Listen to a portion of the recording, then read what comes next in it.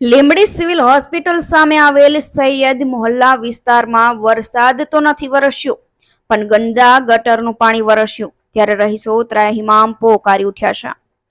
ત્યારે વરસાદ વરસતા પહેલા લીંબડી તંત્રની પ્રિમોન્સૂન કામગીરીના ઢાંકણા ખુલવા પામ્યા છે। ત્યારે વધુ એક ગંદકીનું ઢાંકણું લીંબડી સિવિલ હોસ્પિટલ સામે આવેલ સૈયદ મોહલ્લા વિસ્તારમાં ખુલ્યું હતું, કારણ કે નદીની નહેર જેમ વિસ્તાર સહિત જાહેર રોડ ઉપર ગટરના ગંદા પાણીની નદી જોવા મળી હતી। ત્યારે આ વિસ્તારમાં સિવિલ હોસ્પિટલ, પ્રાથમિક શાળા તેમજ બાલ મંદિર આવેલ છે। ત્યારે આ વિસ્તારમાં અવારનવાર ગટર ઉભરાતા ગટર વ્યવસ્થા ઉપર સવાલ ઉભા થાય છે। ત્યારે જ્યારે ગટર ઉભરાય છે ત્યારે જાહેર રોડ પર ગટરના ગંદા પાણી ફરી વળે છે। ત્યારે પ્રાથમિક શાળામાં અભ્યાસ કરતા નાના નાના ભૂલકાઓને સાહસ કરીને આ પાણીમાંથી પસાર થવાનો વારો આવે છે। ત્યારે આ વિસ્તારમાં રહેતા અયુબભાઈ ખોખરે જણાવ્યું હતું કે આ બાબતે લીંબડી નગરપાલિકાની અવારનવાર રજૂઆત કરવા છતાં નગરપાલિકા આંખ આડા કાન કરી પોતાનું મનમાની આદરતી હોય તેવું સ્પષ્ટપણે જણાવ્યું હતું।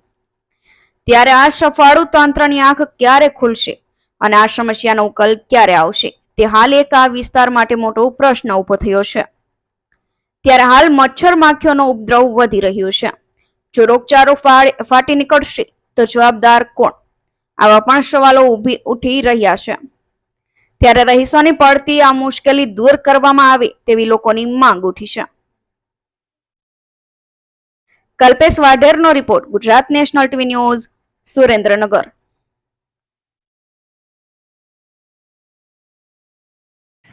આ ગટર છલકાણી અવરનવર અઠવાડિયામાં 2 વાર થતું હોય, કોઈ સાફ સફાઈ કરવા આવતું તો ગટ્ટા ભરાઈ જાય એટલે અમારે હાથે સાફ કરવી પડે આ ગટર।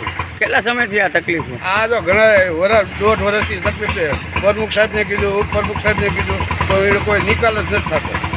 તો આ જે તકલીફ છે એ બાબતે નગરપાલિકાને જાણ કરી કેટલી વાર? કેટલી વાર પ્રમુખને રૂબરૂ કીધું, ઉપપ્રમુખને કીધું, ચૂંટેલા સભ્યને બધાને કીધું, પણ આનું કોઈ ધ્યાન જ નથી। આ ભૂંગળા બાબત બરાબરની વાત છે પણ હજી કોઈ ધ્યાનમાં જ નથી। એમનો જવાબ શું હોય?